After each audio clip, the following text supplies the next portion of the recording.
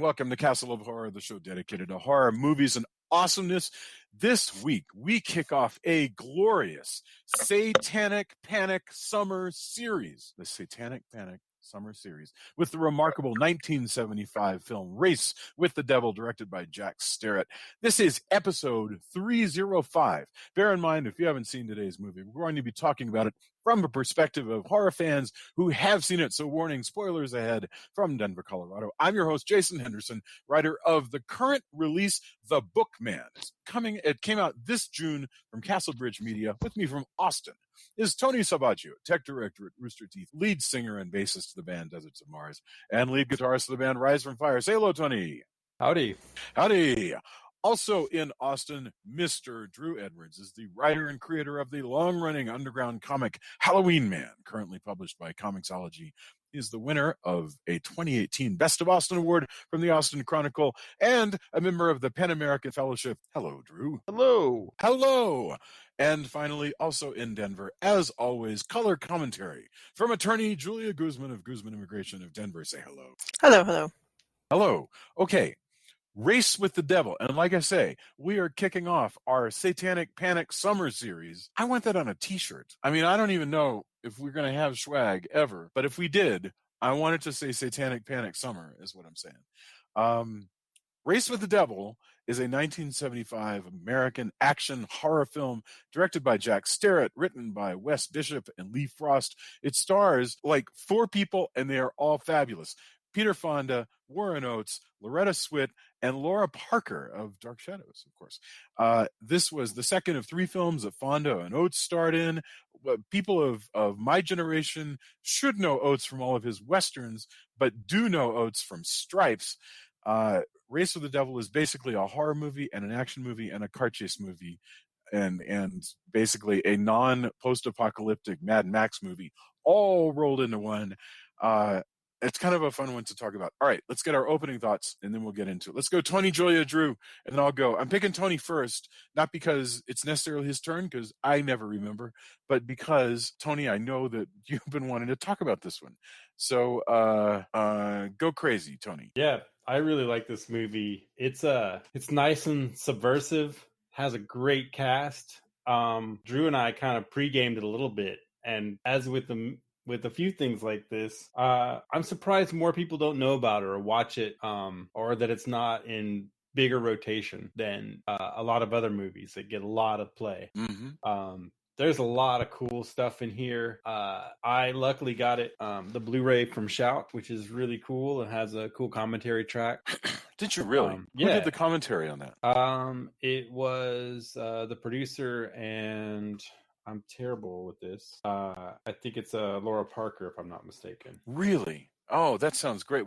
How long ago did you get that? Have you recently? So you didn't get it for this show. You just picked up the Blu-ray because you're like, I need to get the Blu-ray. Well, I think we were pretty sure we were going to do it, and Shop Factory was having a sale, and I knew I didn't have this in. Who knows what happens with streaming? So God, yeah. Okay. So I, it's like, hey, I don't own this. I should own this. Yeah. And it's so great, and it fits in with the time. It's really well done. Looks really great. And I'm really glad we're doing it. It's harrowing. Yeah. It's so many, I forgot, and then was like, oh, whoa, yeah. Not that it's easy to forget, but just you haven't seen something for a while. Yeah. Man, it's super great. Julia spent a lot of time yelling at the movie while we were. Yeah, because it's intense. It's super intense. But yeah, it's really, really great. Julia. So yes, yelling at the film. Yeah, no, I'm going to say 2 things. I hated this movie, and it's a really good movie, but I hated it because I was so stressed out the whole time. I was like freaking out, very nervous, very scared, very triggered. I was like, God damn it. And also really mad at these people for the idiotic things they keep doing. And I totally get that they're idiotic things that anybody would do.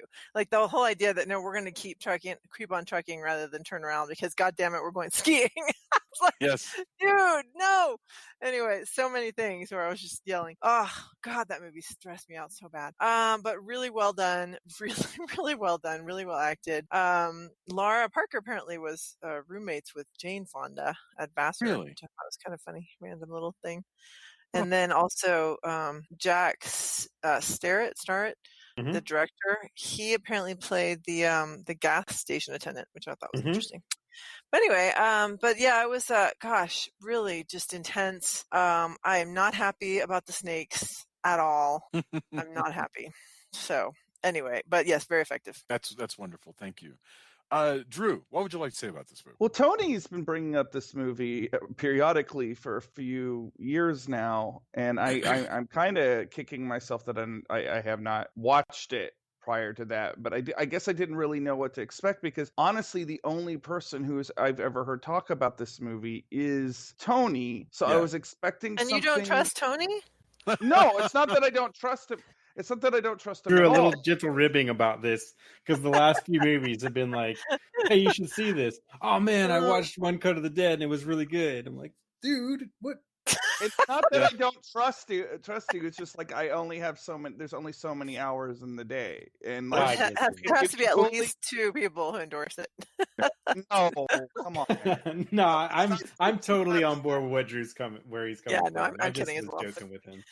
And like, so I wasn't really sure what to expect with this movie. I actually was expecting something a lot more low rent than this. This is actually a very polished, extremely well made movie, and like Tony was saying, I also, don't understand why this doesn't have a bigger cult following because it's got like a lot of thing, and the only thing that I can think about that is that maybe it's because it's similar to like a few other things, but because like essentially if you were to you could describe this, there's more to it naturally, but you could describe this as Rosemary's Baby meets Duel meets Texas Chainsaw Massacre, and you wouldn't be wrong. Right, yeah. But this is also a prime example of a movie doesn't necessarily have to be wildly original to be really thrilling and good, and I think this is extremely well done. Just like the cast is terrific, the sense of dread is terrific. And the other thing I really loved about this movie is the fact that it's not just set in Texas, it's actually shot in Texas, shot around San Antonio. And I'm not 100% sure. We talked about this a little bit the other day, but it looks like the Alligator Creek area at times too. So the commentary is Paul Maslansky and Laura Parker talking about this. If you get a chance to get the disc, and it's relatively cheap if you want to get it. It's a double feature as well. But they said that it's right around San Antonio, but it was really hard to shoot because all the locations were 30 to 40 minutes out from San Antonio. So by the time they drove out on set, you're already losing 30 minutes to an hour just to go back and forth during the day. But also a tidbit that they explained was the producer Paul Maslansky said that they had to they actually took it over from like a few days of dailies came through and the studio wasn't happy. So he and the screenwriter went out there, and actually Fonda and Oates were really kind of not happy about that, and he had to basically win them over to get them to agree and understand what the studio was seeing and stuff like that. And it kind of it's cool to their character because they were really fighting, like, who the hell are you? Why are you doing this? I wonder what it was that the studio wasn't happy with. They just didn't think that it was stacking up. That no, the dailies they were really unhappy with the dailies, and that's what he explained. And he said he didn't think they were bad, but when you get called to do a thing, I don't want to. Go ahead. All I know is I am really happy that they took that extra 30 minutes to drive outside of San Antonio because I love seeing this, particularly this part of Texas. Yes, you never really get to see in movies, which has these like windy little rivers and mesquite trees and lots of like rocks and hills and things like that, and it has this kind of already kind of spooky look to it, but like it's not the desert Texas that westerns portray, which are usually not shot in Texas anyway. and it's not like the swampy East Texas that you have in like like Bubba Hotep or something like that. This is a different thing, and I love seeing it. The only thing about that I did kind of, and this is just me because actually being from Texas. Later on in the movie, when they're supposed to be closer to Amarillo does not, like, the terrain around Amarillo does not look like that at all. It is flat as a board. Right. But the winding hilly streets certainly makes for more like thrilling car chases. So yeah. Well, also you're seeing more of it because they pointed out that they had to shoot it during the winter, so there's a lot less greenery, a lot less coverage. The grass, everything's a little bit starker than it might have been, if they'd filmed in the middle of summer. Just staying on this topic of just the look of Texas in this movie. This is one of the. You're exactly right. When I tell people I'm from Texas, this looks like Texas, boy. I mean, when you get to these little towns, that and a lot of these towns have remained exactly the same, and the only thing that's different typically is the service stations. Gas stations have been replaced with big modern Texacos now. Not but if you everything drive else, between If you drive between here and College Station, yes. Right. No, that's what I was saying, now. Jason, is that when you're going through a one stoplight town, if that, there will be still these little tiny gas stations that are just next to a few houses, and that's just that one. So I did notice a lot more of those were closed last time I went to College Station. Yeah. But the hill country looks a certain way.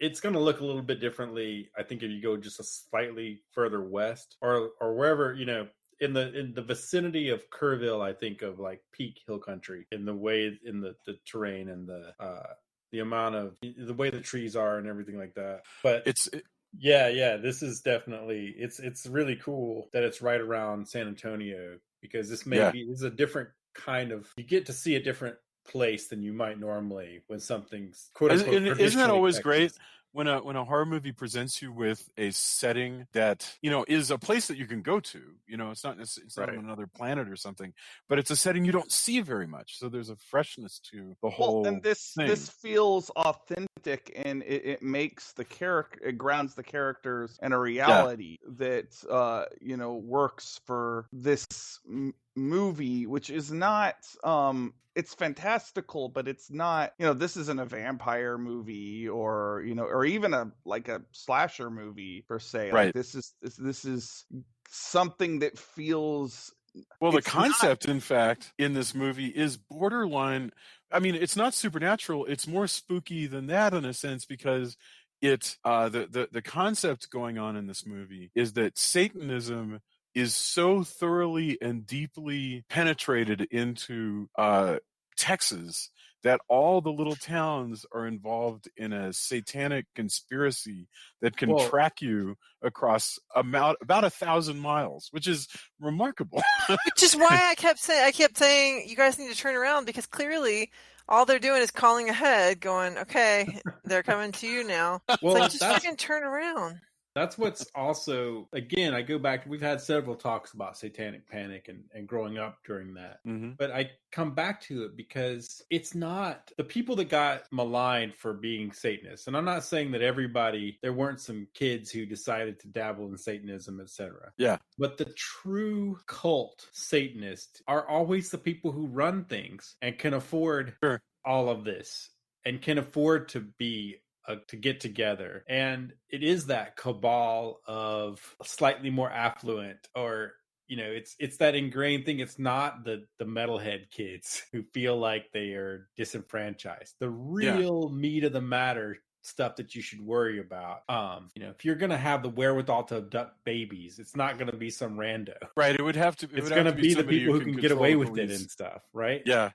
These people, it's the Rosemary's Baby people. Yeah.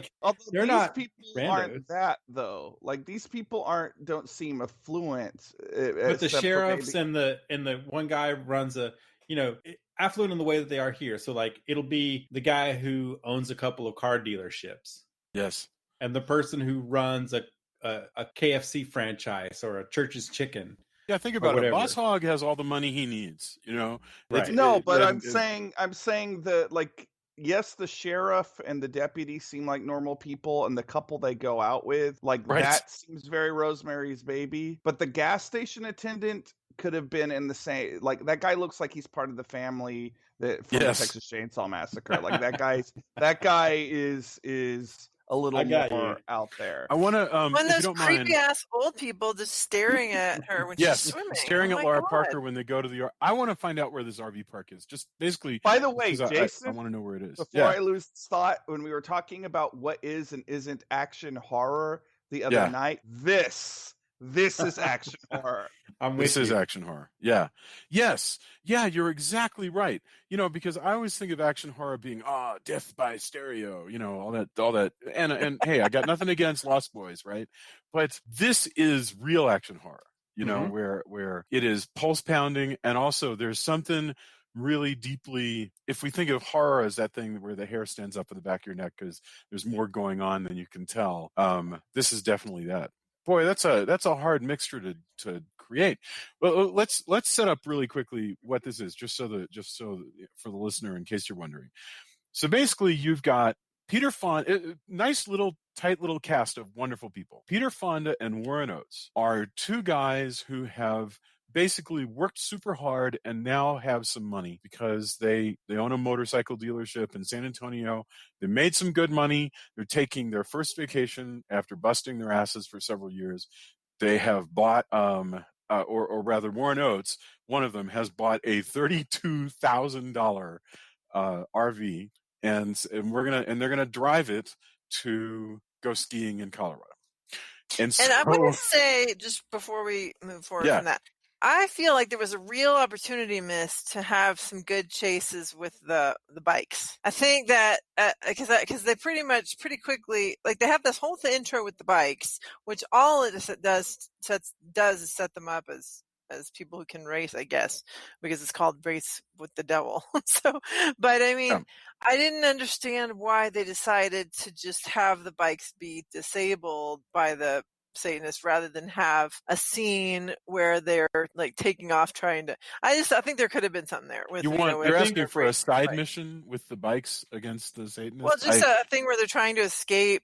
And sure. No, I'm with they you. have to use bikes. I don't know. I think it was tightness with the script and the funding and everything. Because Peter Fonda, they did like most of his motorcycle stuff. Wow. Yeah. So he's on the bikes like most of the time. That's amazing. Oates not so much, but he did some, and they did some being pulled by a trailer. But Peter Fonda could already do this. Like they were just kind of like, oh hey, we're doing this. Yeah, but I think it was tightness of, hey, we'd rather we can have Peter Fonda do a Peter Fonda things and not necessarily on the bike and after a certain point, you know what I mean? And it also gives you a chance to see what kind of guys they are, that they are. They're genuinely good guys. They're genuinely middle class, they like their bikes. They've they're kind to one another. They're kind to their wives. They're manly men. They're manly men. Yeah, for sure. Mm-hmm. But they're kind. And the worst that you could say about them is that they drink a little too much, but they don't like come in angry, drunk, and beating on anybody. They're just out here to ride their motorcycles and have hot dogs and hamburgers. So anyway, they're driving and they camp out the first night, ride some bikes. Everything's going great. And then, like you do in the mid-1970s, all of a sudden they see a big satanic bonfire, and then the movie just sort of takes off. No, you can't. No, they see a bonfire, and then they start to see naked women, and they go, "All right, orgy." Right. Then they realize, oh wait, one of the hot naked women is getting murdered. Shit. Right. And right then the Hot Lips Houlihan decides to start screaming out the RV. When are you guys coming in? Yeah. Come in. Hungry. Yes, that's hilarious. So then, and that begins the chase, and the movie then follows a pattern of chase, downtime to like sort of lick your wounds and fix stuff, and then more chase and more downtime, and that makes it sound dumb, but boy does it work. And even the timing of it works, where they go like the every time that they're taking a break, they'll reassess the plot and sort of recap things for us, and it never feels false. I just really love that. Anyway, the first town that they go to is where they meet R.G. Armstrong as the sheriff, who will become a character kind of recurring. But he's the sheriff, and they're like, "Hey, sheriff, we saw some Satanists kill a girl out where we were camping, and why don't you drive out with us?" And No, his even idea. they It's want his to stay idea. there. oh, it was the sheriff's idea. Yeah, because he's I like, had "Hey, we should go out, and check this out." Okay, so what the Yeah. heck is going they on were there? gonna Because that leave, doesn't make right. any sense. Because No, the the sheriff, sheriff wants to mess with them. So that's Yeah. they're gonna leave, and the sheriff's like, "No, we need you guys to go back so we can find evidence. So come on, the ladies can stay here in the RV, safe in the RV that has the broken glass window at the back." And so they're gonna go out there, and he just wants to mess with them, keep them in town, and not have them get away, so that Yeah, they can well, set it's up their us.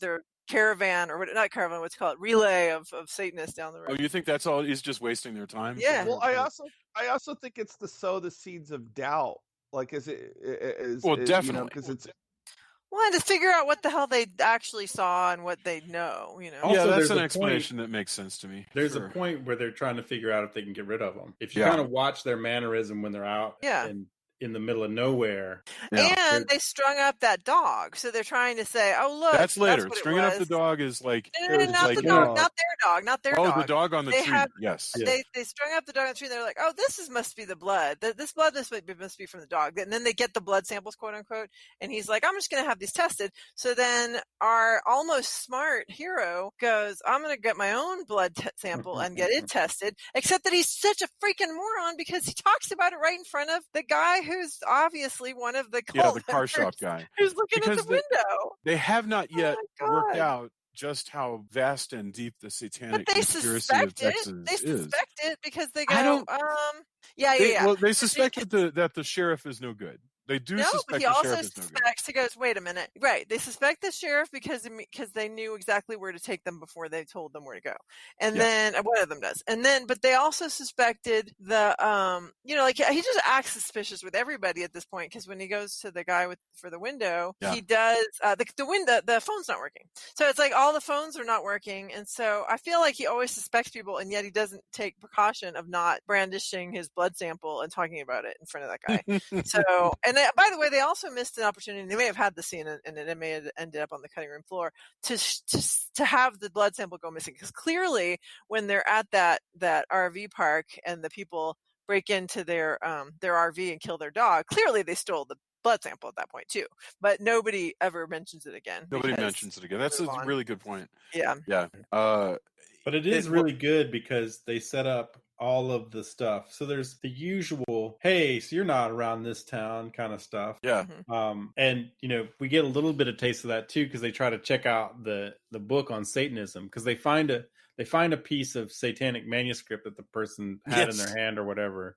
Oh, it's the Satanists leave a satanic note. Yeah, they come saying, back and leave it. Yeah, they leave a note on their broken window. with a ruin. A so-called ruin. Right. Yeah. And then for some reason I thought that they'd already, like, that was ripped off when they were busting in at the No, easy to think that, but no. Oh, that's right. She says, "Oh, they left it this morning." Oh, that's right. That's right.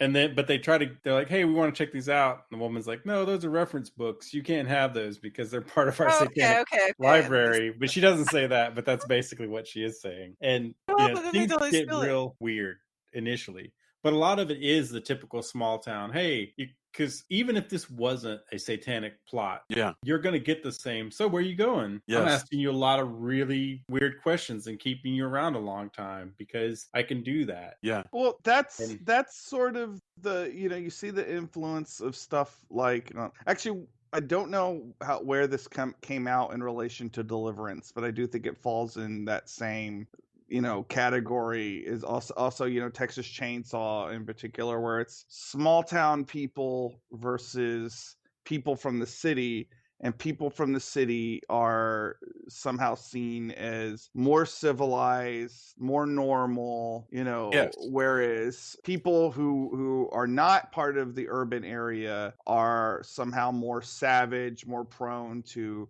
murder, or in this case the occult. And there Well, is that fear, for whatever reason, of the rural that plays out in a lot of horror movies. Well, I mean, one thing that I remember Bowles and I were talking about like a couple years ago, it was like, if you're making horror movies, one thing you're going to do is exploit people's fears. So you can pick whichever way you want to go if you're making a movie like this, because you could also do a movie about small town, like a good small town sheriff and some evil dudes from San Antonio who are all rich and think they can do anything, are going to come into town and like make trouble. You could do that and make the horror about the big city. But yes, this one, and the other thing that I think is interesting, they are city people. The small town people don't trust them, but at least they're not hippies, because there's also Right, like the exactly. awareness that at least these are white folks from San Antonio who have money, which is different from like if they were a bunch of long-haired On 16-year-olds. Although Peter Fonda is a few, just he misses one haircut, and he's gonna get some looks. And his buddy is pretty Texas, but he's also he's got those Elvis sunglasses, which make him stand out a bit. Although I will say, what's interesting about this, when we talk about how this is portrayed, the thing that I find interesting about this is both the small town people and the people, the vacationers, they're very thoroughly Texans. Yes. They seem like everybody seems like they would be from the region, just different aspects of it. And I think that's really smart, even though it's probably only people who from Texas that will appreciate that detail. Wait. I lost you for like 10 seconds there, and it's not your fault. So go back for just a moment and say it again, because I missed it and I'm not going to be able to respond to it. So I'll just make a note, fix this right here. Okay, make that point. They are Texas. Go ahead. What I find really interesting about this movie, as opposed to like Deliverance, or any or Texas Chainsaw, which I think is definitely an influence here, is that the city people and the small town people, they both represent like a different aspect of Texasness. Like they're very thoroughly all Texans. Like even the people from the city, like they don't seem out of place in the state. They just seem out of place in a small town. And I think that's a distinction that makes this stand out from other so-called Hicksploitation horror films. And I don't know if anybody outside of Texas will appreciate that about it, but I was kind of fascinated by that. So you mean because Peter Fonda and Warren Oates and Loretta Swit and all them they're Texans, it means that they have a place. It's not like they're foreigners or anything. So they're going to they don't seem like, a lot of the times when you watch these kind of horror movies where like someone from the city goes to a small town, like they go really over the top with both ends of it. Like the people from the city are super slick, super and they're probably like from New York or something crazy like that.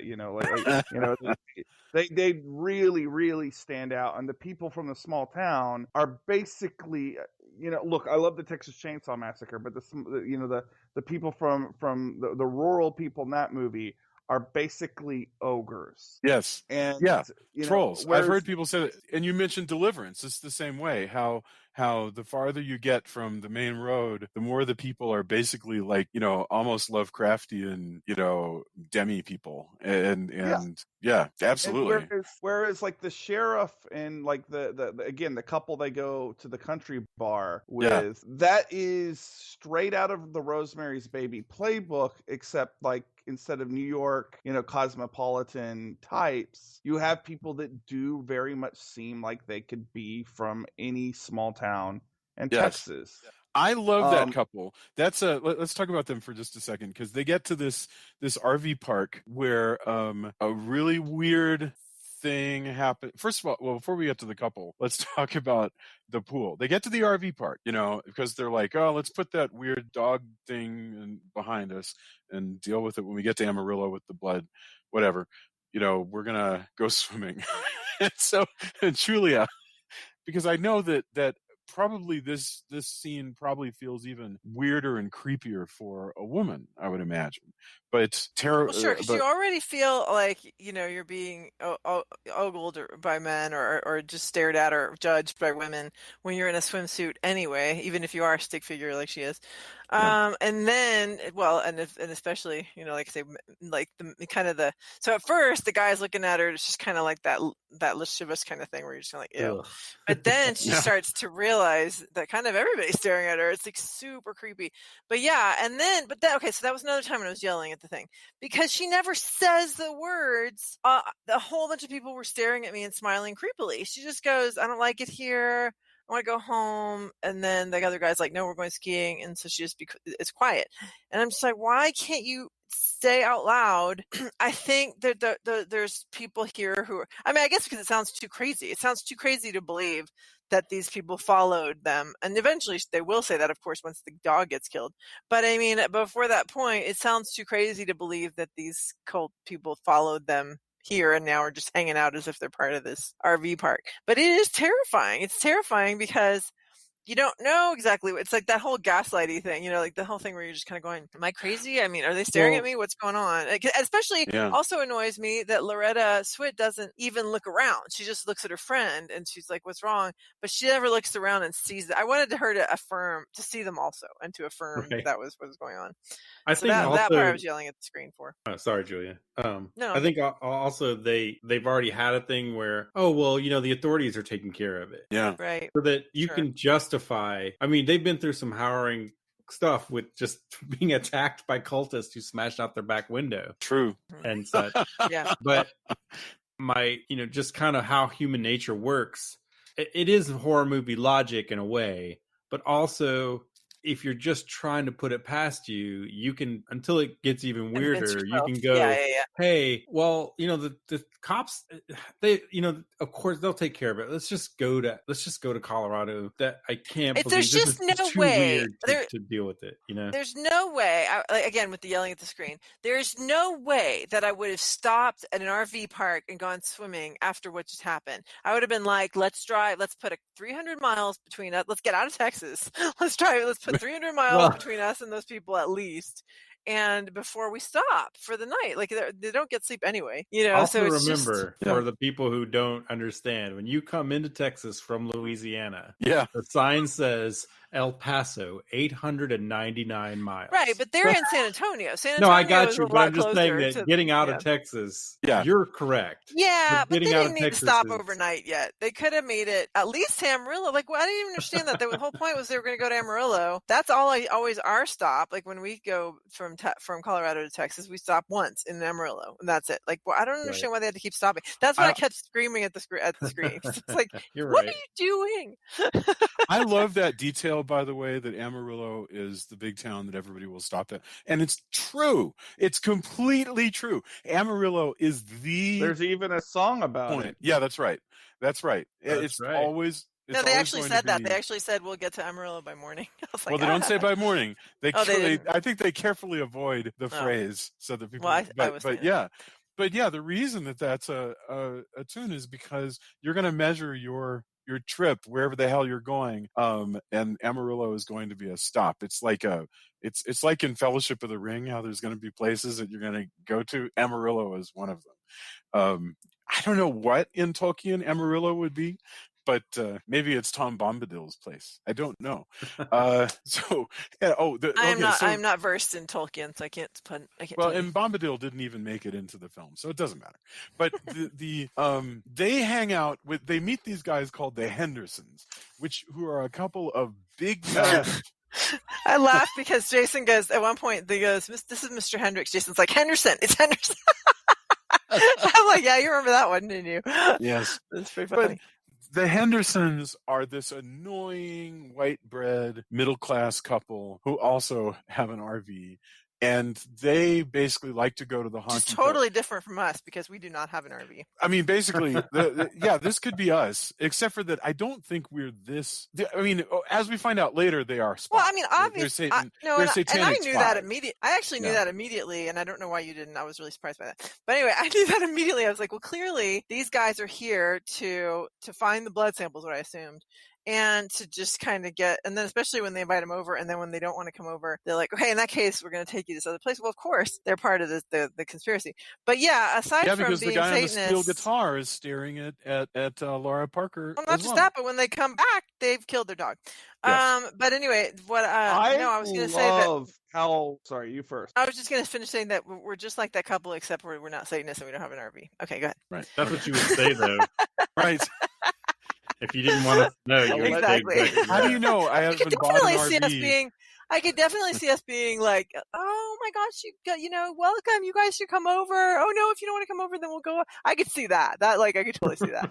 Anyway, sorry, Drew, go ahead. I love how excited this couple gets. Like like they're always kind of a little off. Like it feels like there's a little something off of that. Like they're a little too friendly, which is kind of how the old people are in Rosemary's Baby. Yeah. But to be the number one tell is like how when the bar fight breaks out, how excited they are. Mm-hmm. like it's like it's like the waiter came over and said that their tab was free or something. Right. Like They're bouncing in their seats. Yes. Yeah. Like the entertainment has started. Yeah. And so like if there was ever any doubt that they were in the cult, it's revealed right there, and I thought that was just wonderful. Well, I mean, but it does play into, I have a decent amount of friends who've come from the north, and they're actually a little bit wigged out by how polite and welcoming a lot of people are. True. And then people from LA who go, wait, they can't be this friendly. They must have an angle. Right. Well, and that actually happened to me after leaving Texas and coming back, because we went to DC for 3 years for law school. And when I came back, I remember distinctly going to Texas French Bread, like the first day, and the guy being like, hey, blah, blah, blah, blah, blah, and just asking me some question and being like really, kind of sarcastic, but also really friendly. And I remember thinking, why are you talking to me? Because in DC, nobody talks to people, like, you just don't talk to people that you're. Jamie still had to get because Jamie is from New York and she had to get used to that. But when I go up to New York to visit, I have to like prepare myself to be looked at like a space alien because of my behavior sometimes. Well, and we even had in our building in Silver Spring, we even had a guy who ran the deli, and he was like the soup Nazi, except that he was this the sandwich. Well, he was Jewish, but I mean I wouldn't call him a Nazi of any kind. But he was made the sandwiches, and he would just make sandwiches. And you'd ask him for something, he'd make a sandwich, he'd throw it at you, and you'd be like, I asked for this. And he goes, well, you're getting this one, like whatever it is that he had. And that was as much. So not only did that talk to you, but also didn't particularly need to like give you what you actually ordered. So funny. But that was the community. That was what was so great about the community there, where he was like, you will eat the sandwich that I prepare for you, no matter what you ordered. Because everybody, he's like, here, ham on rye. And I was like, I ordered a roast beef. He goes, you got to eat lunch. That was the answer. You got to eat. Yeah. Next. I think Rain's parents just didn't know how to. They thought it was. I think they thought it was a little bit charming, but just grew up in the South. It's yes, ma'am, no, ma'am. It's really like, and I had people just kind of go, oh, that's nice, but definitely not expecting that. And absolutely. So, part of the way it works and how it works for in this movie is we get the sense of kind of how off-putting it is and impending doom, but it's not outside the realm for them to just go, hey, hospitality, look, you're in Texas, let's go hang out. It's not it's not off. Yeah. If you're from Texas, you're like, well, I can see how somebody would go, oh, okay. But we know that there's something off because they even try to get out of the dinner until they go, oh, you got to come to the place has the best steaks. Yes. That's something else you can't really, if somebody is going to bring you to a place with the best steaks, it's kind of a sin to refuse that. Sure. Yeah. It's a huge faux pas. Especially when then they say it's also got the best steaks and you have the best music. Right. The best music in Texas. We got both country and Western. Yeah. Remember in that bar, they actually had a chain link fence so that people could throw bottles. That was in Blues Brothers, right? I have spent a lot of time in bars just like the one in this movie. Oh, really? Yeah, when your wife is in a particular type of band, they will, she will have to take gigs, which they call in the vernacular dance hall gigs, which are almost always in bars like this, and they would have a set that's like 3 or 4 hours long, mostly cover songs, and it's just to keep people dancing. And you will have to play, like if there's a bar fight, you will have to keep playing right through the bar fight. And I've never been where there's a bar fight, but I've been to kicker bars, as we call them, and we used to have like Gillies in Houston, so city Gillies versions, city versions of that, where there's the country music and the line dancing, but not necessarily the bar fights. Hopefully, so I haven't been witnessing. By the time I was old enough to go to bars like this, I also had long enough hair and knew that I was not, even if I didn't have long hair, I'm pretty sure I wasn't going to fit in. Sure. And so I've made it a point, unless it's absolutely necessary, to avoid bars like this. Although there was one when I went once with some friends when we were in college. Louisiana, you could still be the drinking age was still 18. So there were 2 bars. One of them was a little bit more collegey. And the other one was called, I want to say it was called Skinnies. And I went once with some friends because they were going anyway, and I didn't have anything to do, and I just wanted to go hang out, even though I don't really drink. And I especially didn't drink there because I don't really like beer, and that was the cheap beer. But oh man, that was one. I had a worse crazy story, which I could tell you guys some other time about being designated driver and going to the other one. But this is one where I was like, oh man, I probably shouldn't have come to this bar. This is not my place. I want to hear the other story. You're probably right that we should probably stay on. No, it'll be. It's my first and only time being designated driver was a stupid and not exactly harrowing, but still just, oh man, once was enough because my friends were kids. And it was like 8 or 9 of them who could fit in my Ford Fairlane that I had at the time. Yikes. Which fit a lot of people. And that was a story. I could probably have filmed that and people would go, holy crap, did that all happen for real? You wouldn't believe it. But I love the idea of it's a Ford Fairlane too. I think that's great. Yeah, you could fit a lot of people in it. It wasn't never again. I don't have any fond, other than it got me to places. I'm not like, oh man, I sure do miss that car because it was something constantly needed work, etc. I've also, by the way, though, once we get to the chase part, I have actually been chased by rednecks down roads, even more windy and more trees, everything. So there's parts of this movie that trigger things that I don't really relish either. I'm sure. That's awful. Yeah. I had once they realize everything, get past this, and it becomes basically Fury Road or Road Warrior, whichever one you want to pick. I was at a gas station with my younger brother, and this is in Mississippi, and I leave, and these rednecks pull out, and I have the wherewithal. I know what this is about, and they chase me for probably 10 miles. And I knew that I had long hair at the time. It was a mullet, but it was still long hair for that area, and I knew what the roads were like, and so I didn't want to risk getting to a wreck. So eventually, or maybe there was something wrong with my car, but I was pretty sure that wasn't that. So I stopped, and I have one foot on the gas and one foot on the brake in case one of those guys, it's 2 huge rednecks, in case one of these guys has a shotgun or something, right? Wow. So the guy pulls up, and I remember also I told my brother, I said, hey, watch the dude in the truck. If you see him move for a gun, let me know. I'm going to take my foot off the brake. And I also had under my seat, I had a tire iron. Wow. I mean, that's a thing. Like, I carried an aluminum baseball bat in my car everywhere in high school because of that very, same reason. So this guy, I just in case he was carrying a little bit more, I rolled down the window, and the guy goes, hey, did you flip me off at that gas station? Shit, are you serious? And I was like, no, man, I don't know you. I've never seen you. I got my gas and I was leaving. Yeah.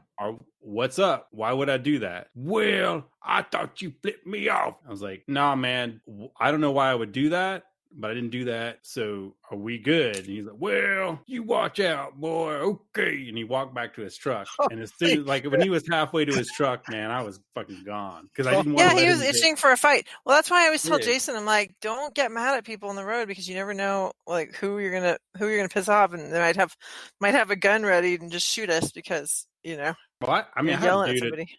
I had a dude going to work on 35, go really fast, and I pulled into his lane, even though I was watching, but he was going really fast. And I guess he thought I'd cut him off or something. And I hear this thump I'm in the middle lane. He had pulled up beside me and threw something from the driver's seat. Oh, jeez. Through the passenger side, hit my car, and then proceeded almost all the way to my work just to do the thing where he pulls in front of me and tries to stop. Now this is stop and go. I mean, this is fast morning traffic going to work. So yeah, I try to, and I know also, again, knowing all this stuff about why I think Race for the Devil also works for me is, when I go to Mississippi, I'm safety driver. Because regardless of, I mean, I can tuck my hair up or whatever, but having long hair and having a Texas license plate, if I get pulled over, it's going to suck. Huh. They're going to stop me for a long time. They're going to, it's. Well, and I mean, that tells you if a white guy, just because you have long hair, feels that way, imagine how it feels to be black and driving in any place, basically anywhere, but especially in Texas, or anywhere in the South. Because not only do you have to worry about the cops shooting you, but also random rednecks who don't like you. No, and I haven't posted this again because it's not my. Yeah, it's not your. It's not my I'm listening right now, but right, exactly. But I've had once I was old enough to realize that, and this is. In high school, I was being chased by these rednecks and stuff. The difference was my friends, my black friends, I was old enough to realize, here's the thing. I've gotten stopped in Austin for having a license plate light out, which is the most BS. Nobody checked that. They ran my plates for I'm sitting there for 20 minutes in my car and stuff. And some other stuff anyway. But the difference is, even in there, I could cut my hair. I could dress up if I was going to somewhere nice, a nice neighborhood. I could, if I'm out and about, I could put my hair in a hat. And if somebody asks, yeah, man, I'm just coming through, I'm just going over there, to Columbia and whatever. So I can affect that. My black friends, anybody a friend of mine who's Hispanic is coming with me, they don't have that choice. Right. And that's we got pulled over. Big difference. We got pulled over moving here to Colorado, driving through a small town because we had too much stuff in our car.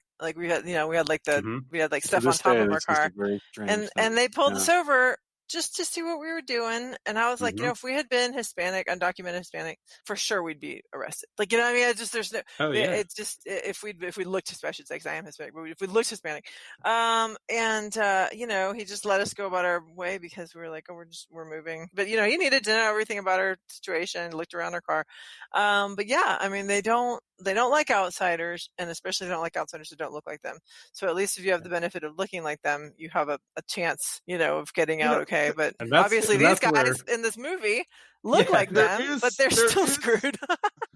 There is a flip. But before we get off this topic, I want to say something. Yeah, because there is a rarely talked about flip side to what we're talking about here. Yeah. Which is, so when I lived in a small town, because of what my interests were and because of, rumors about, members of my family and things like that. I didn't fit in there, and I got ridiculed, and I got stuff like what Tony was talking about like happened to me.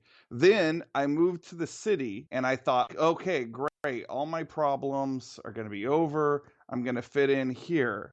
And suddenly I got slammed with a whole other side of it, which was, if you're from a rural area and you move to the city, there's a kind of prejudice. Suddenly I got called hick, hillbilly, hayseed, all these sort of things, redneck. And I'm not saying that you're not allowed to use that, but like suddenly I got called things that I never even really like attributed to myself, because I was like, no, I'm not like that. What are you talking about? But because of like the way I seemed to people who had grown up in the city their whole life, and because of some of my my other interests, which were of a rural nature,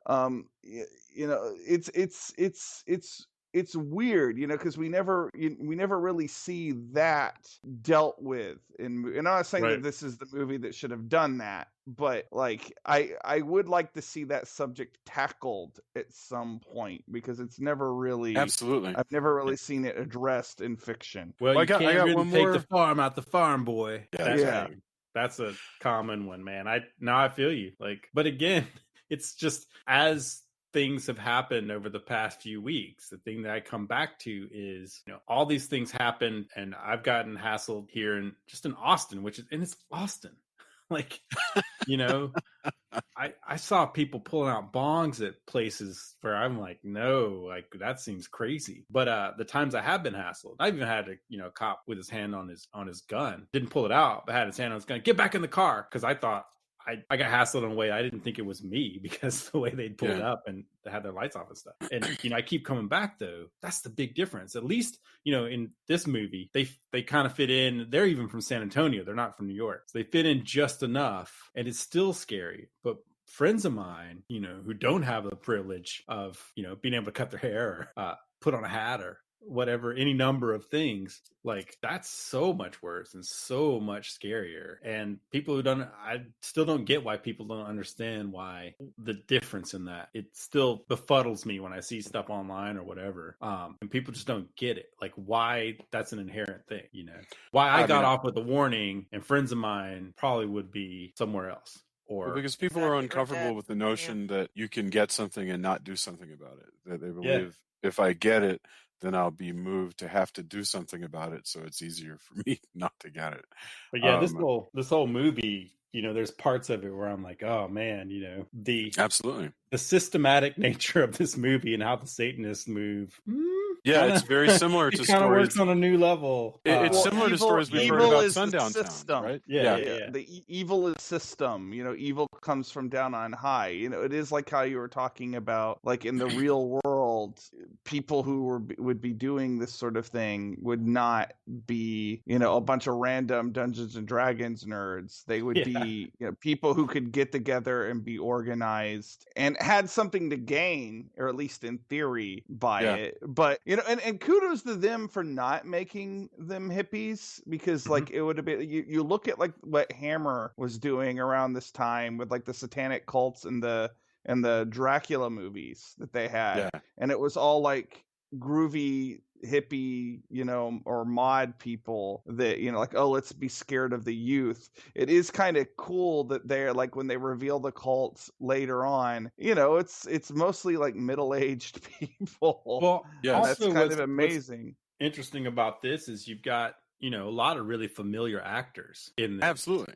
Yeah. And so seeing them get harassed by Satanists really even kind of solidifies it more. And grounds it in a way that it might not be grounded in, like, oh, look, well, these hippies came to a small town, they were asking for it. Because there's still, I choose where I stop when I make a trip like that.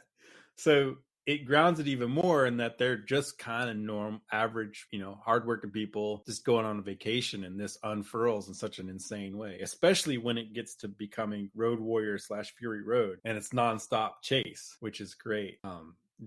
Out of sight stunt stuff going on. But also I love when they think that they're kind of getting away, and they come to the car accident, the bus overturned, or quote unquote. Yeah, and Oh, he's that's like, amazing. I don't before- buy it a school bus on a Sunday, and they book Right. it. But Before we but get to the then school bus thing, that's like at a point after a big ass chase that I want Right. to talk about the chase, but really quickly before we get to the chase, I just wanted to I had one more thought of yet another flip of what we were just talking about the evil small town and the and the good folks from the city. We talked, Tony, a while back about Lifetime movies and about how in those it's always about somebody who's been poisoned by the city, and they go to the small town.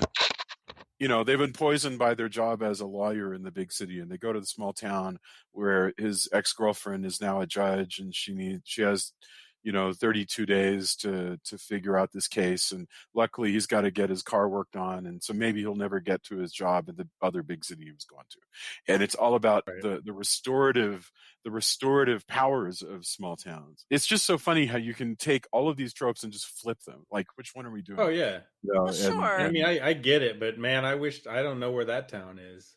I watched these No, things but and yeah. I'm like, ooh, that's not.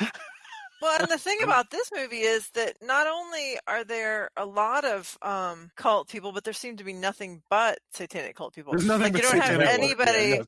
You don't ever run into anybody who's not one of those people. So, is this a symbol? I apologize for being dumb, but is this a very clever commentary on fundamentalist Christianity? That it's like, oh, it's everywhere. Fundamentalist Christianity is just literally everywhere, and you can't get away Maybe, from but it. the fact is, it's kind of like how we keep talking about these movies in the context of whatever's going on this week. So the last few have been really colored, and by the way, this one as well was really colored by being in the pandemic. So I actually did find myself kind of feeling nervous when they were at that RV park packed with people. I was like, oh my gosh.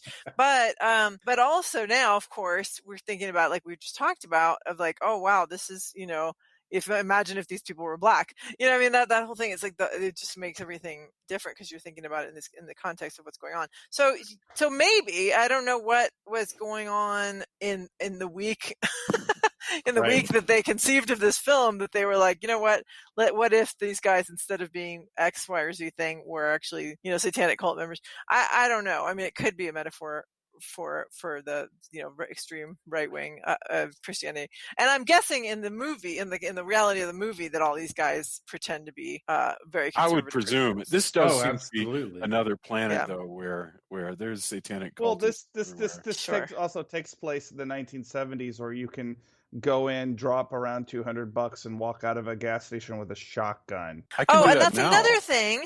I was surprised that the shotgun worked, because I figured, since the Oh, satanic yeah. cult members are everywhere, that they would have sold him a crap A bad gun. shotgun. Yes. Yeah.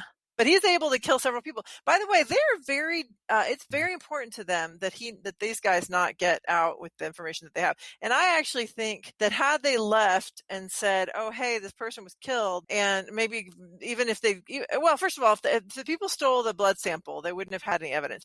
If they'd gotten anywhere else and said, "Hey, this lady was killed, we saw her," that would have been the end of it. Like, nobody was going to find, unless she went missing. I guess maybe they could have possibly tied these guys, but even then, they don't know who they are. Their faces were covered. So why do they care so much? They're willing not only to lose an endless number of vehicles, including the school bus, by the way, but also all these guys. Like, there's all these people, these cult members, who are risking their lives, and in many cases losing their lives, to keep the sacrifice to try to get these guys. Yeah. Yeah, Yes. but why? Like, Because nobody knows. Like, what I'm saying is, if they hadn't done anything, all you would have is these four people going, "Hey, we saw this lady be killed," and the FBI or whoever is sheriff, the highway patrol that they were trying to call, would be like, "Oh, okay, yeah, we'll look into that," and then they wouldn't have gone anywhere. But instead, it becomes this huge thing with all these wrecked cars, all these dead guys that were climbing all over the RV. I mean, I know it's so that the movie. That's why Jason and I'm obsessed with the pitch meetings, on a Screen Rant pitch meetings on YouTube. And whenever the guy will say why, the other guy will go, so that the movie can happen. The movie can happen. Right. So I'm like, okay, I get that. Sometimes there are problems with the plot that are not even really problems, because they're just that's a load-bearing wall that you're talking about. Yeah. Especially if you're telling, most horror movies amount to a ghost story that's just being filmed. Right. And if you do have to accept, I mean, we talk about it all the time as in this. Sure. There's lapses in logic in horror that are very specific to horror that don't necessarily happen in other genres, because like you even said it earlier, of course if this was real life they just would have turned their RV around and gone back to San Antonio. Yeah. Like And there are side roads. They could have taken a side road. Yeah, exactly. if they went off a side road they would have been dead a lot sooner. I agree with you. That's what happens at the end. Yeah, that's true. Yeah. In that too, I mean, in real life, they also probably would have made him disappear out when they went back. Yeah, but that's true. Again, Yeah, I think what sure. you're also dealing with is part of why they're trying so hard and why it is so crazy is they've ruled the roost for so long. To a lot of these people, there's not a way that they can't win. Right. And I mean, we kind of see that. It doesn't matter by the end. But they're so just, we have to do this because it's never been that anyone's gotten this far. Do you think rising. that they would have continued to follow them if they actually had gotten to Colorado? I don't know. Sure. I would love to have seen them get all the way to like, it's the winter. Doesn't look like it, but it's the winter. So they would have made it all the way to the ski resort and they could have a good final fight like on the slopes, with the Satanists. I don't think so. Satanists on skis, baby. I think what we would have seen, and this actually would be neat, would have been them getting to Colorado and being like, oh, thank God we got rid of these guys, getting on a ski, like you say, ski lift or whatever, and then looking across and having somebody stare at them and smile, and you'd be like, shit. Oh, yeah. That'd be a great ending, because then you don't know. You'd be like, wait, did they? That would have been really good. We don't, yeah. I want to talk about this fight now, but since we don't actually see them slaughtered, there is still the possibility that they could manage to pull it out, although I find it unlikely. Although, you know what? Satanists on skis sounds like something that would be put out by either Vinegar Syndrome or Severin. One of those two releasing companies. If they don't have a Blu-ray called Satanists on Skis, someone should concoct that. Yes, indeed. Go back in time. Because that definitely sounds like either of those companies would put out that Blu-ray. Doesn't that sound like something that Bo Svensson would have starred in like 1974? Possibly, yeah, totally. Oh my gosh. Okay, but I want to talk about the huge, it breaks up into various scenes, but basically the movie at about the 100-minute mark, no, like the 90-minute mark becomes Mad Max in Texas, where all of a sudden everything just levels up incredibly. The drivers, everybody driving gets way better, and our two guys who own a motorcycle dealership become action stars, where all of a sudden they're like crawling around on top and they're throwing Molotov cocktails. And it's wonderful. And they're destroying vehicles left and right. They're killing people with overpasses. I love that part's great too. Hey, buddy. Oh man. Classic. Jeez. But all of that is so just delightful. And that's when really you can't. At that point, you can no longer. They now have to kill these people. The cult members, because now they really have they've killed several of their people by the end of this fight. Sure. It's really literally Road Warrior at this point. Yeah. Where I've got a giant vehicle and I'm trying to get it from A to B, while a bunch of lunatics are trying to knock me off the road. That's their only goal, is knock me off the road. And they're going to throw people and stuff and, moving trucks, tow trucks. Yeah. Cars. They're willing to turn over a bus to make it look like there's a stop. Another thing, when this is all going on, and again, I'm only guesstimating. Yeah. But some of this terrain looks really familiar, and there is one part or I swear they're driving over the bridge that you take to get into Bastrop. It could well be. I mean, they were saying, like I said, they when they were talking about it, they said the locations were 30 to 40 minutes out from San Antonio. So that's entirely possible. Yeah. It obviously wouldn't make sense in the direction that's supposed to be going, but that doesn't mean it's not. They didn't. Well, none of this looks like, as I said earlier, none of this stuff looks like what it looks like near Amarillo. Amarillo is flat as a board. Like No, but this it's is not supposed all. to be Amarillo yet because they're still 187 miles from Amarillo at some point. But I think it's just the hill country still, and then they're going to get out of it. I don't know. It doesn't really matter. It's Texas. Yeah, I'm in just point of happy to fact, see it. I'm just happy to Yeah. see it. Like I said, like because we get that sort of, you know, like we've seen the sort of flat Great Plains Texas, and we've also seen the desert Texas, which is really dominates, you know, pop culture. This is a version of Texas you don't really see, and I just love seeing, and it looks really pretty in this movie the way it's shot. Like it's done very well. Yeah, there should be more stuff. Enchanted Rock and oh God, yes, Kerrville, and actually I met an actor. There was a film about a kid genius. And now I can't remember the name of it. It was filmed in Kerrville when I was in Are you kindergarten. talking about Powder? No, dude.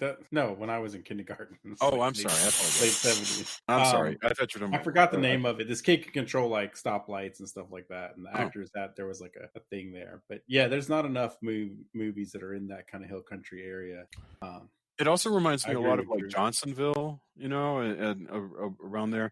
By the way, the poster for Race with the Devil, you know, I was just talking about how it's like Mad Max. And you could do a poster that made it look like Mad Max, and the people watching the movie would not be disappointed because you get those scenes. The poster, however, is just preposterous. You mean the one on Amazon?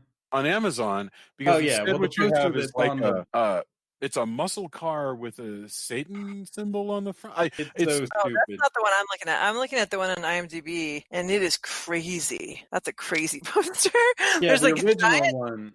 devil at the top, like a giant Satan, a wall of fire. The two guys, one, I guess the devil has a big sword that's going through the RV, and then there's this ring of people around fire and cars, and it's crazy. It's a great Okay, poster. well but to be honest with you, that still sounds better than the stupid muscle car with a you know Mercedes. It was the 70s. It was the No. 70s, This is a man. new. That's what they wanted. It's true. The Oh, new you're one. talking about the one, the one that they had on. Are you talking about the one that's like when you click on it on Amazon Prime? Yes, it looks like they're trying to make it look like a Fast and the Furious movie. yes, or they are Drew. Gone in 60 Seconds. Yeah. Oh, but the one that this Joy is poster's talking awesome. about is a groovy painted. Yeah, let me from the just 70s, and it's pretty sweet. I mean, I'll post it. I'll post it so that everybody. Yeah, no, so that the we can- original poster is cool as hell. Yeah. It has the 70s painted poster look. The new one on Amazon is a Photoshop. You're right. It nightmare. does. It looks like Gone in 60 Seconds or something. So that's That's what they impressive. figure. You know, like the Fast and the Furious franchise is still hot, so I can understand why Just they would depresses think. me. Yeah, I mean, I hate the idea of tricking somebody into watching a good movie. I don't think And it's not the anybody first time. who was tricked into watching this movie. I mean, I could be underestimating people, but I don't think anybody who would be tricked into watching this movie by thinking it's a more contemporary movie. I think the moment they realized it's a movie from the 70s, they probably would turn it off because like making this look like it's a contemporary film does it a disservice because it is such a 70s movie. And I don't mean that as a knock. I actually find that no. I enjoy that about it, but like it's you know, and again, it's really cool to watch this within the context of, you know, some of the stuff that's influenced, you know, like Texas Chainsaw, like, you know, Duel, like Rosemary's Baby, like, you know, I don't know where this came out in I guess it's probably around the same time as The Exorcist, but like a couple years after The Exorcist. But when I think of a Satanic Panic movie, you know, we've had a lot of debate about what is and what isn't a Satanic Panic. This is more to me what I think about than like Mazes and Monsters. Really heavy like Satanism, like with a capital S. Yeah, okay. Right. And this is pre-gaming the actual Satanic Panic. Yeah. Yes. I think that's true.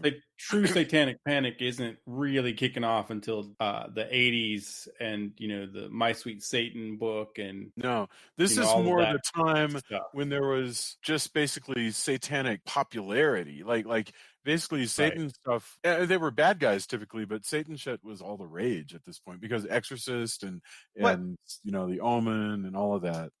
That's the thing, though. There is movies about Satanism Yeah. prior to The Exorcist. True.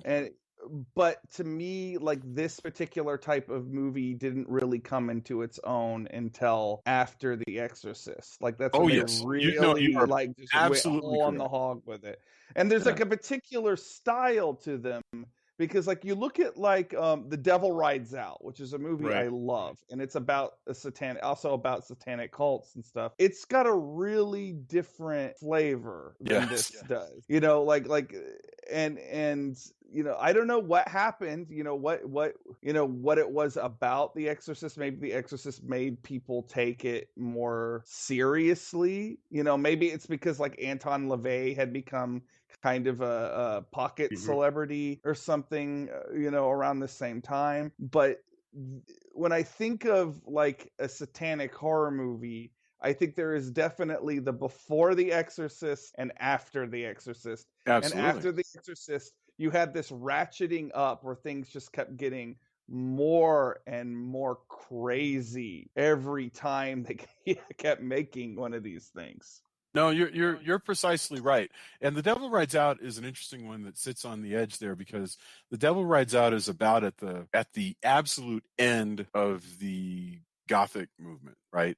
And then you've got, if you wanted one that comes in the middle of the satanic movement, that The Exorcist and the Omen and all that, what you want to see is To the Devil a Daughter, which comes just like the next year after this movie, which still has Cushing. I'm sorry, not Cushing. It has Christopher Lee, but it also has Nastasia Kinski, and there's like Catholic craziness and all of that. I mean, you're exactly right. I would love to actually. I don't know if that movie's available anywhere, but I would love to actually talk about that movie. Yeah, man, you can rent it on Prime. Okay, I want to talk about the ending real quick. So they have their big Mad Max sequence that's got two parts, before the bus and after the bus. But regardless, lots of heroics. They finally get through and they find a camping spot, and it's woo, we got away. And then somehow things do not look good for our heroes, because they're settling in with their cognac or whatever it is that they're drinking, and all of a sudden big tree catches on fire and the Satanists are here. They have a bonfire and they're all coming after them, and they circle. So they did talk about, they didn't, as they were shooting it, they didn't really have an ending they thought worked. Like they had endings, none of it seemed to really gel. And so this was the one that they decided. And it is scary. Plus, I don't know. So if you haven't ever been out into the middle of the country, where I'm talking an off-road of an off-road of an off-road, like they are in this at the end. If you've always lived in a city, you don't realize how quiet and how completely dark it is. So when they're showing them, coming out of the darkness, and I mean, I always love it because where my parents live, you can see the stars really well, and that's great. Like light pollution, you don't realize how much light pollution cuts off the sky that you can see until you're really out there. But out in the middle of nowhere in a rural area is, non-desert area. That is a weird, scary, strange place to be if you're not used to it. The ending is, they come out and then they've already encircled it, so they set off a ring of fire, and start chanting. Which I was really confused how that happened. Like, did they do that before they even got there and somehow lure them to that spot, or did they do it in the dark and then go back out into the field and then come back? The devil, man. The devil. Because I mean, I love the way we skipped something though. Also of the devil, a whole part where they this is also the most what makes it Texas. The Satanists steal things and put rattlesnakes in. There's a whole section which they said they milked the snakes, so they didn't have venom in them, but still they're striking. That is actually terrifying. They said they tired out the snakes because they had to shoot so long, And there were was so members of the crew who wouldn't go into the warehouse part where they had, they Mm. put them, I guess, in a warehouse so they could make it look like it was night after they were driving. And there were members of the crew who were like, nope, not going into rattlesnake land. Right. But yeah, they were actually doing a lot of that stuff.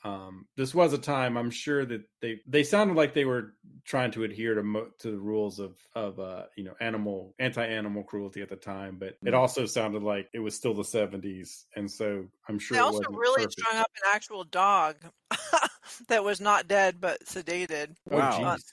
Outside, that was a real dog That's that they was awful. hanging on the door, and they said they didn't harm it, but who knows? But that section with 2 rattlesnakes loose in an RV while it's still driving is just holy moly scary, and the way they shoot it is really great too, because I mean, you forget they have to fit all these cameras inside this kind of RV area, and the cameras are really close, and like fitting all that in and setting all that footage up, pretty insane.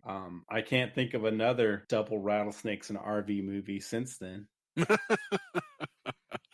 No, you're exactly right, and I think they removed apparently a few seconds of footage from the British version of this because it showed, I think, the killing of a rattlesnake, if I understand correctly.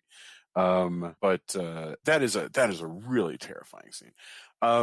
It's also very emblematic of the region, like Tony said. Exactly. Like, yes. I don't know. Although, like, I didn't understand while it was on the stove why they didn't just turn the gas burner on. Yeah, that would have been cool. But it's probably an electrical burner, so it would have taken too long.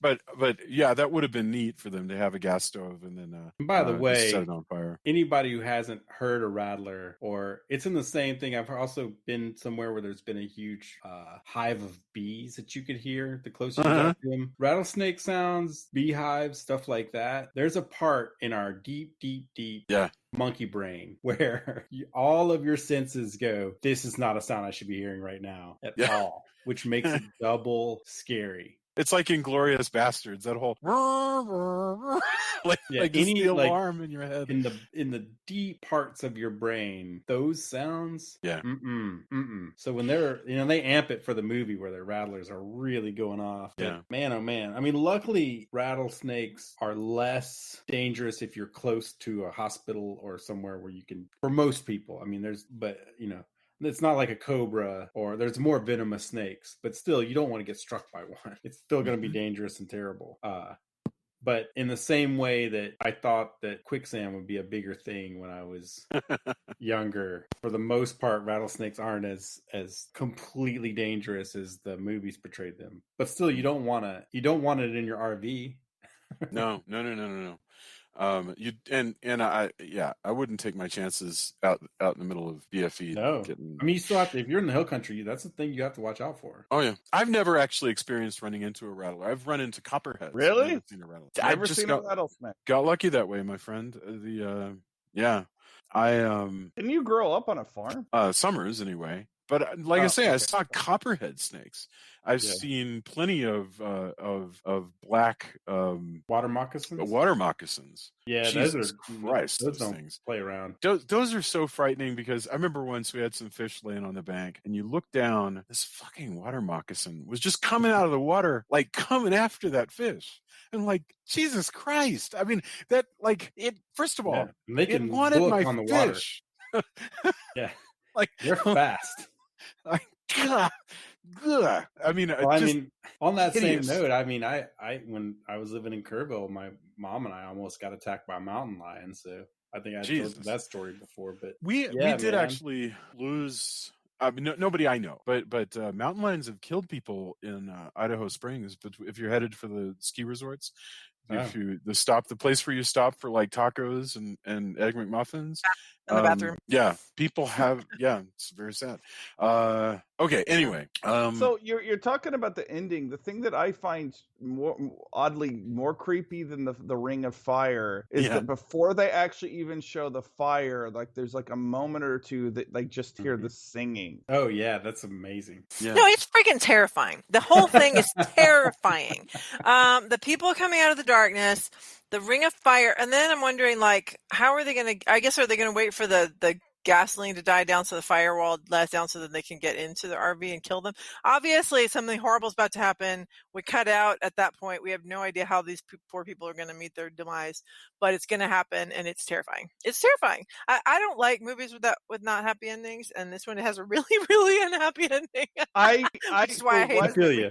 For once, Julia, I actually agree with you. I wish that these people had lived to fight another day, because I was really rooting for them throughout this whole movie. You know, it's you know, it's like I often say, like, I feel like a movie with a downbeat ending kind of has to earn the downbeat ending in some way. And for me personally, it doesn't ruin the movie for me or anything, but I really liked these characters, and I would have liked to have seen them to survive. But here's the thing, though, man. You and I grew up. We know this. You don't escape that small town shit. Like, other than burning the towns to the ground, and then you aren't even guaranteed it. You can take the people out of the small town, but you can't take the small town out of the Satanists that follow them. This is the Dagon, like, spread out over, you know, but what bunch of miles. I just have to point out that we have talked about the final scene of Angel, where they are clearly outnumbered, and Angel says a valiant thing because, as far as I'm concerned, he's about to get eaten by a dragon. And y'all are he's like, I for one, they do fine. I for one want to slay the dragon. That's defiant. Like that's the difference between that, you know, like so way back when we did Dog Soldiers. There's the point where the one soldier who is one of the more likable characters in the movie, the character Spoon, is like, you know, he's actually like he's tired of the werewolves, so he actually starts boxing this werewolf. And you know, eventually, you know, of course, the werewolf gets tired of it and it grabs him, and you can tell this guy's about to be done in, and he spits in the guy's the werewolf's face and says, "I hope I give you the shits, you fucking wimp." That's defiant. Like, if there had been maybe something like that. Yeah, like where they kind of get their shotgun and the other guy gets his knife or whatever, and they're just like, you know, I mean, something. But it's awful. It's awful. Like, if they're gonna go down, I would prefer if they were gonna go down, they'd go down swinging, because that's how they spent like the last half hour of this movie. Is kicking ass. Yeah. I'm just saying, if somebody had put up money for a sequel, you could magically make that happen. You could have, you know, Warren Oates get it together and start driving. I mean, it's not inconceivable. It is difficult. It does strain credulity, but so do a lot of things here. So I don't know. I'm just saying, there's room to believe in your heart that they got away. So I believe that it's an out of the frying pan the fire thing, where they got the Satanists are suddenly murdered very quickly by a guy with a chainsaw, and it's Leatherface. You know, you might be onto something. Fantastic. Yeah, it could be it could be several people, because every time, you know, Tony was talking about how dark it is. Whenever we go anywhere, and actually, to be honest with you, Colorado is really freaking dark, because we don't have, at least I grew up in the suburbs always, and so all the roads and highways in Texas where I've been are lit up, except for once you get out into the country. But when you're in the city, there's all these lights. But here in Colorado, there's not a lot of light at night anywhere. Like, there's not a lot of street lights that illuminate the road. So it's actually pretty dark. But anyway, whenever we're out in a dark road that's out in the woods or in the country, I always am looking for Michael Myers or Jason. Like, I'm always looking for them. You know, I'm always like, where are you? I know you're out here somewhere, or Leatherface or whoever. But so now, that would be nice if those guys popped out of the. I'm just saying that this one, I still believe in the resilience of Warren Oates. So we'll make it. Okay, we should probably wrap it up. But I do want to mention that Laura Parker, who's here, also played David Banner's wife, his ill-fated spouse in Incredible Hulk. Mm-hmm. Yeah. For just like, you know, one episode, but still, she was there.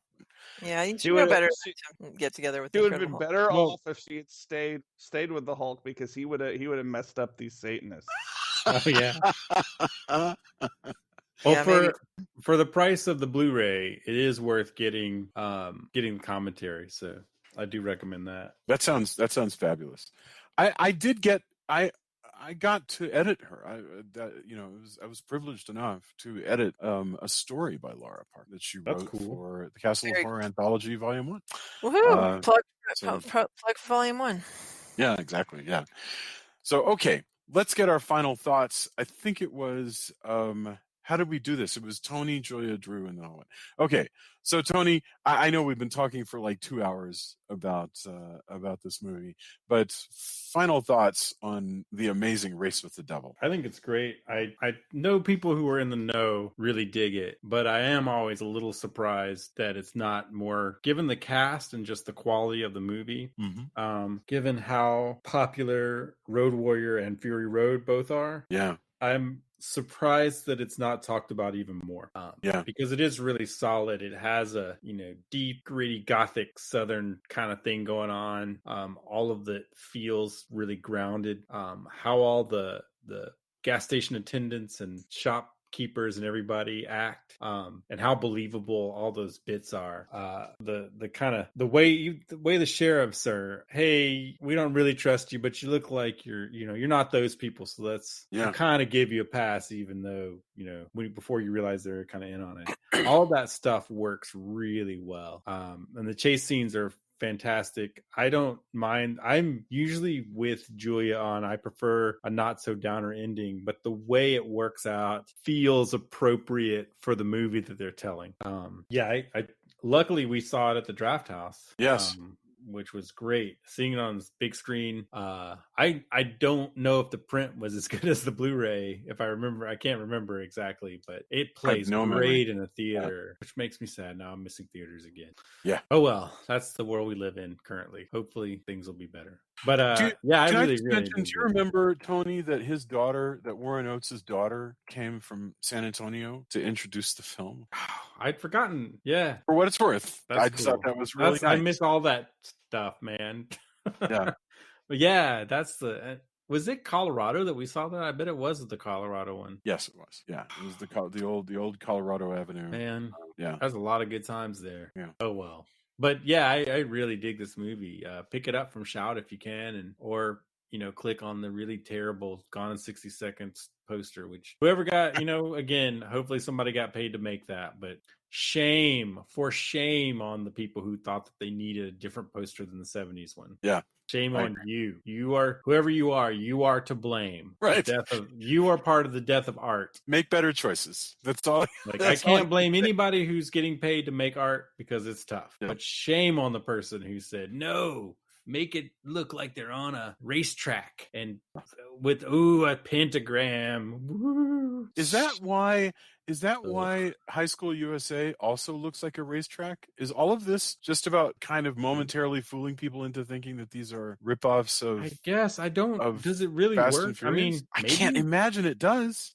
There's no way in hell it does. What do I know, though? Yeah, well, it's true. I mean, you look at, again, we talked about, you look at all the posters on Tubi. Obviously, somebody thinks that that's how you get people to click on a movie. Yeah. So, I mean, I'm not in marketing that way, so I don't know the stupid Q factor or whatever of a bright red car with a pentagram, but damn it, just put up the original poster. Luckily, if it's on Shout, they keep the posters usually, so that's always a plus. But man, yeah, shame, ring the bell. For shame on the person who thought that was what they should do. And I hope that whoever did it got paid well. Probably was an intern though, and so womp womp on that too. Damn it. Pay your artist well. That's going to be one of my endorsements. Anyway, that's it on my final thoughts there. Thank you very much. Julia, final thoughts. I mean, I think I've said everything that I want to say. I think I'm irritated by so many of the choices they make in this film. I'm irritated.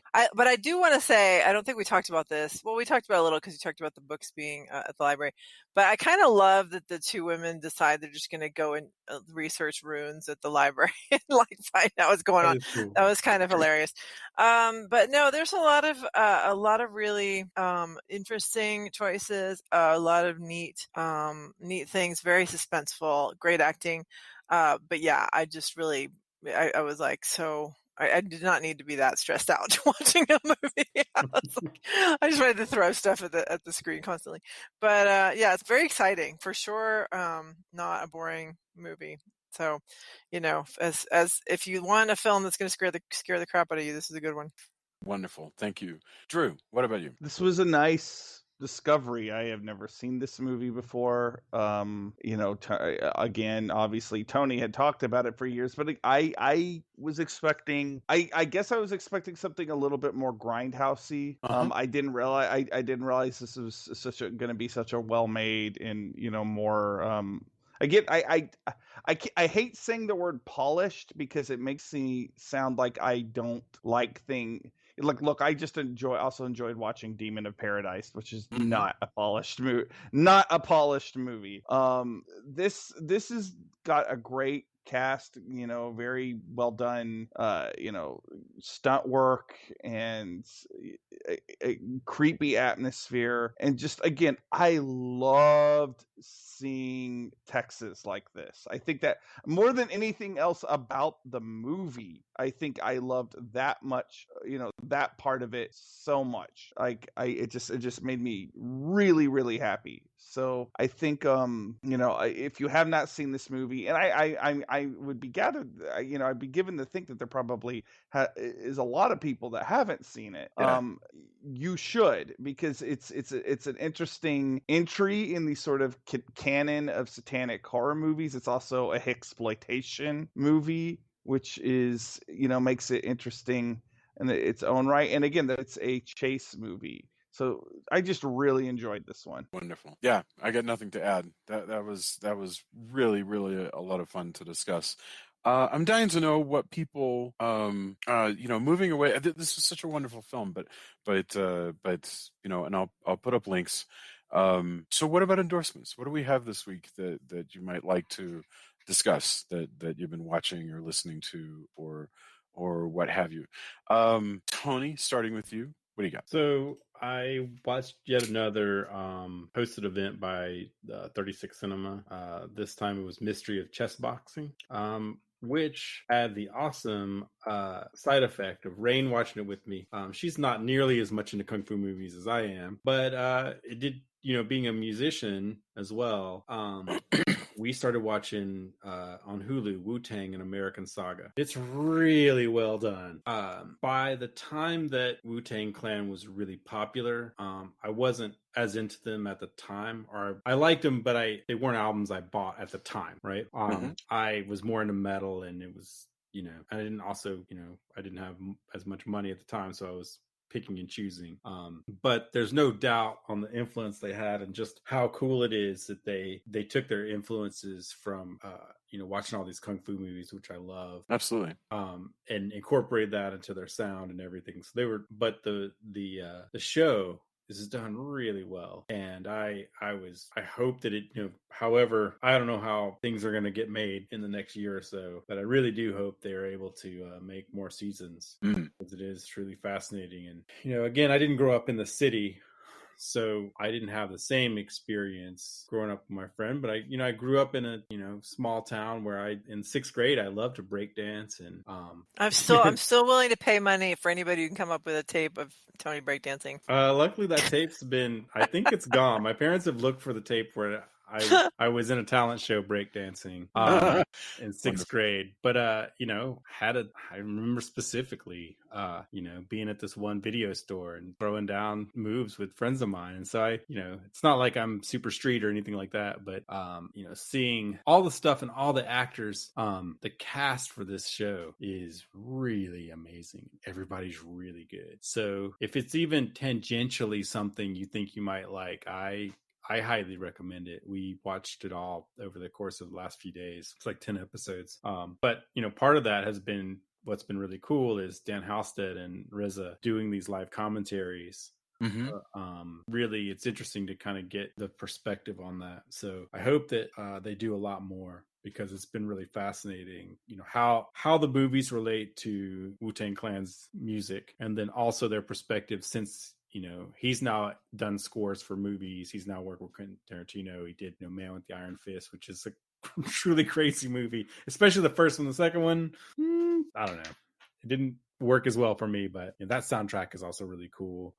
But that's been really cool. And so, watching it together, and again, there's a bunch of stuff that just shows what it's like being, being black in New York at that time, how much has changed, how much hasn't changed at all. And there's a couple scenes in there too that just really, everything going on really hits again. And, I was thought so much about, it's a totally different thing being in rural Mississippi, but I thought so much about what I realized and what I didn't realize growing up with friends of mine and what they went through and what we went through, both being poor at the time, and then we were firmly middle class by the time I was going to college, so that was different. But then also the struggle that I didn't realize until I got out into the world, So, but yeah, I highly recommend that show. It's really, really good. Thank you very much, Julia. What do you have to endorse? I really, really enjoyed. I had been looking forward to it, and I finally got to see it, and I really enjoyed it. The King of Staten Island, which is stars Pete Davidson. It's a Judd Apatow film, and they actually wrote it together with a third person. And it, I've been really excited to see it. That was good. They were gonna, obviously put it out in the theater, but because of everything being shut down, they decided, people need stuff to watch, so they went ahead and released it on demand, and it's on Prime and on demand. It's so good. It's so, I think I'm just, I don't know. I think a lot of us have been watching Pete Davidson's life. Basically, his father died in 9/11 as a firefighter, and he died in the towers. And and we've all watched him be pretty talented, but also kind of effed up. He's done drugs. He's had all these public breakdowns and relationships and all these different things. And now he's trying to clean himself up and be sober and everything. Anyway, he did this film, and it's basically his life, but as a person with a different name, but very similar to his life, with Marissa Tomei, who is just gorgeous. She's older than I am, but she looks 10 years younger than me. But anyway, it's just a really neat film. I think Pete Davidson's a really good actor. I'm really hoping that he can stay on track and be have a great career, because I think he could be like Adam Sandler as far as just doing some really great work and be very successful. So I'm really pulling for him. But it's a really good film, and I hope that people get to watch it and enjoy it. Wonderful, thank you. Drew, what about you? Well, I have two things. First off, there is the Great Girls Rock Austin gear auction. For you musicians out there, Girls Rock Austin is auctioning off their old gear, and they have a ton of guitars, straps, drums, things of that nature, and they're selling them all on eBay as a way to raise funds. I'm gonna post a link on the Castle of Horror Facebook page tomorrow. If you are looking to buy some musical equipment or musical instruments really cheap, this is a good way to do it. And it go to a good cause. And the crazy thing about it, no matter how expensive the gear normally would be, all the auctions start at 99 cents. So get in on this while you still can, because it just started. That's crazy. Yeah. The other thing, on Comixology, I think you should go read Mayhem by I'm blanking on the name for the creator. I hate myself when I do things like this. Kate Zellers. Mm-hmm.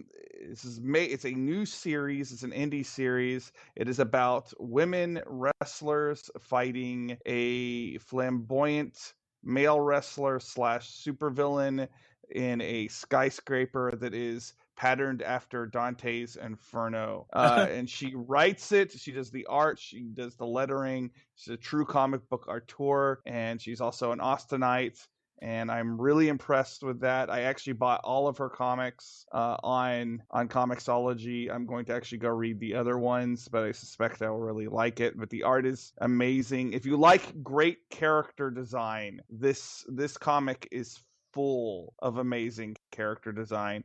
And if you like things like the Warriors, I definitely think this would be up your alley. So that is my other endorsement. That sounds fantastic. Yeah. I need to grab this, because do they Are there print copies? She sell print copies as well. It's hard to tell now. No, you know. no idea. I hate to say this. Most comics I buy at Comixology these days. No, I totally get it. I should probably do more of that because I have dwindling space in my house for more books. But I do like having a solid copy. If there are print copies, I would say it's worth it because this is a beautiful comic book. Hell yeah, I'll check that out. That sounds great. It checks off a lot of boxes. So that's pretty fantastic. And supporting indie artists is always, we're all trying to make it. So that's a thing. Well, I'm gonna post the link to that tomorrow as well. So I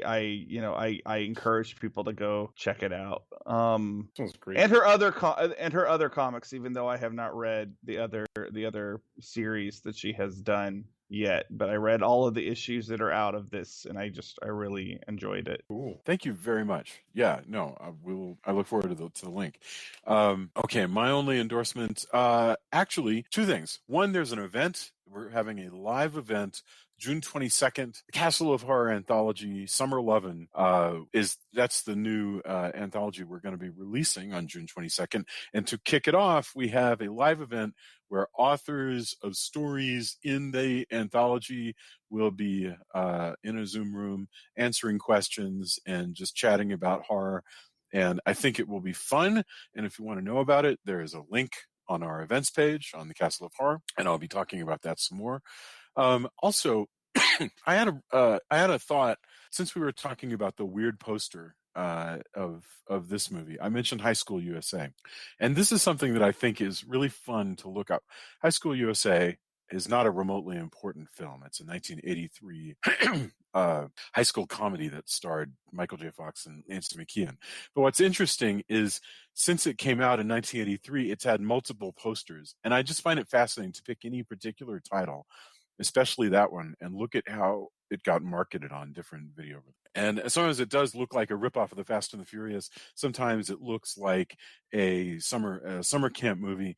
You know, the posters are always influenced by where the trends are at the moment, and I just love seeing that. So check out High School USA. It's free on the Roku anyway. So and that's it. This has been so much fun to discuss. I really enjoyed talking about this movie. And everybody, I hope you have a wonderful, wonderful week. And we'll be back next week with more in our crazy Satanic Panic Summer Series. So thank you very much. Bye. All right, good night. Night. Good night. Night.